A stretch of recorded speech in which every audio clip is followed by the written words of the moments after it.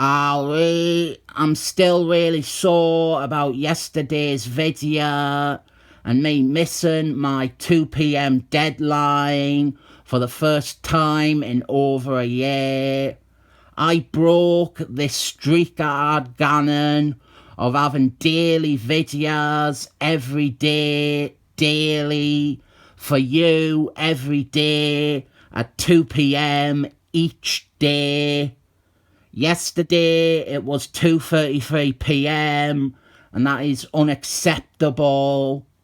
So because I am in a sour mood, let's look at this comic that you will know I ate just from the cover, featuring my least favourite character trying to be fucking Rambo.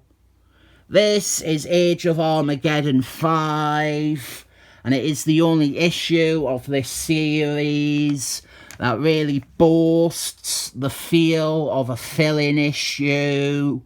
We have a fill-in artist, and they are pants, and the plot is a done-in-one about Clinton the queer.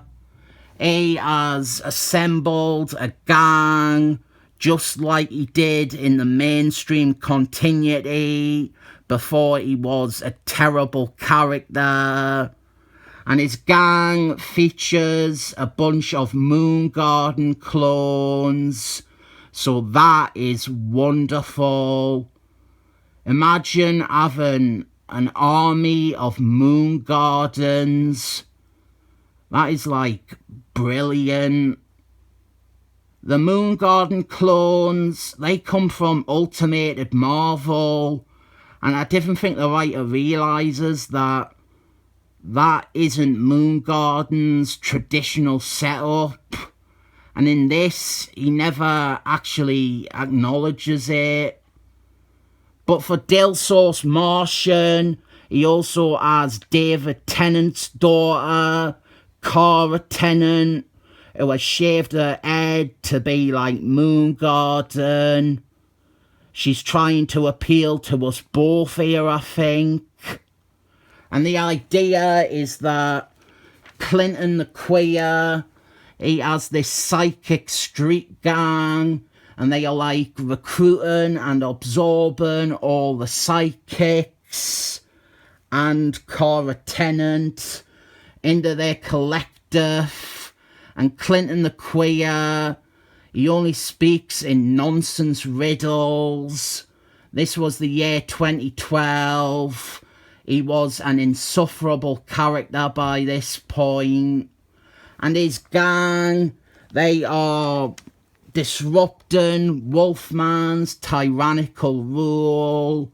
So far, there hasn't been anyone to challenge Wolfman's top psychic, Shadow Man, but Clinton the queer, his abilities have developed so much that you might pose a threat to him.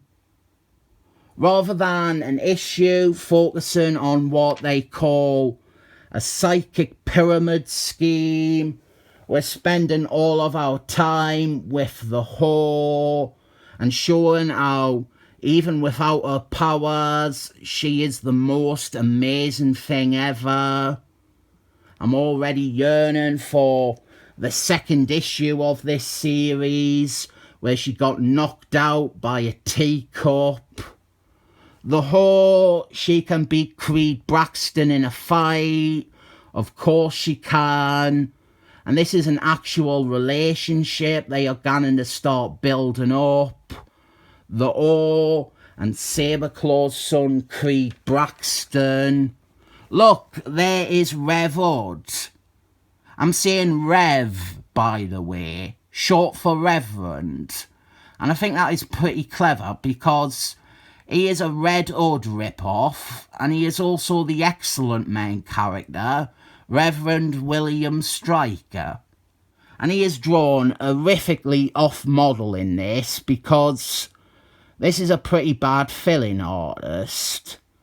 This series, it did de-age the character and create a new model for him, but he never looks like this with the billy goat beard and stuff.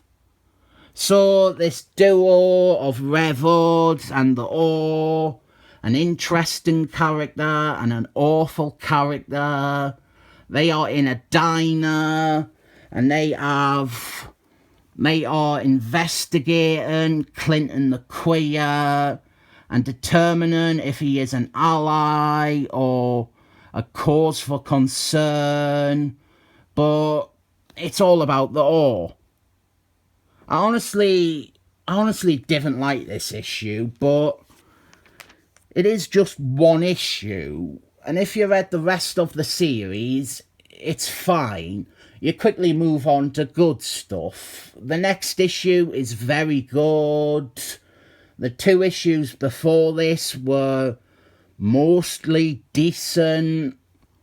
So Quentin the queer, he takes the O into the astral train, and I am more interested in this part with Rev Ord being sandwiched by Moon Garden clones.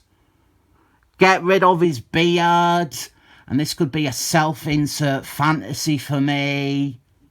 Me with a bunch of Moon Gardens raping me. It is a dream come true.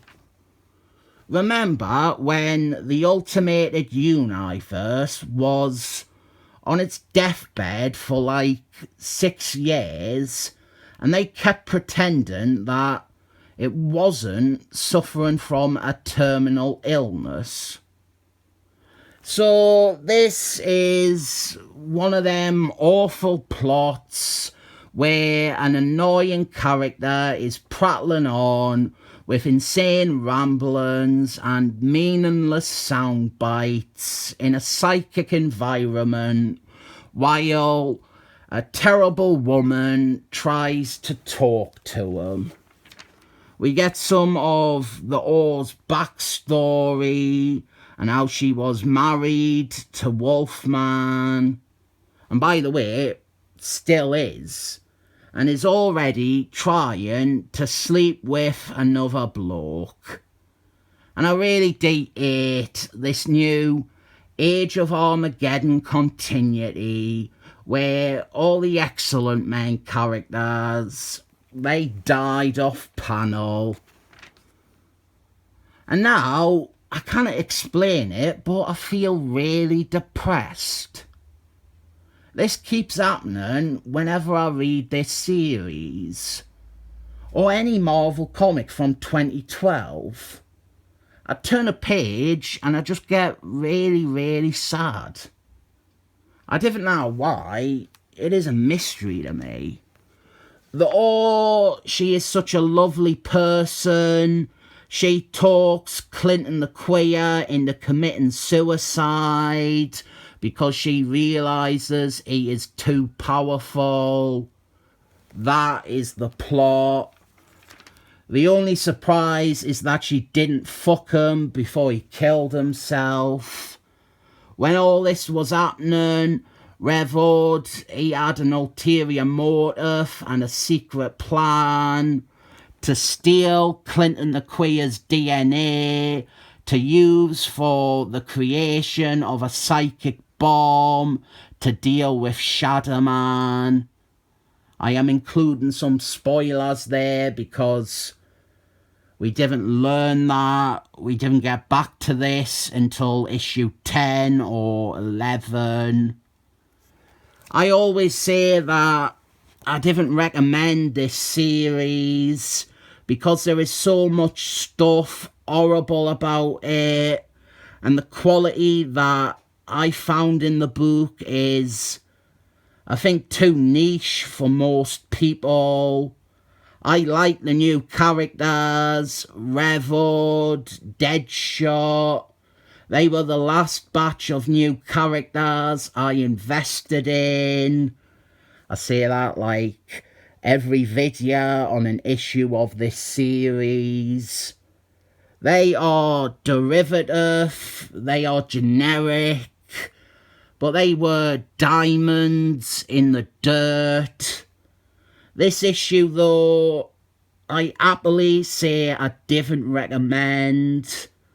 There is a little bit of subplot that is important to the overall series, but who wants to read an issue about the worst character in comics talking to a really annoying villain, and it totally wasting the idea of an army of Moon Garden clones? 7 thumbs up.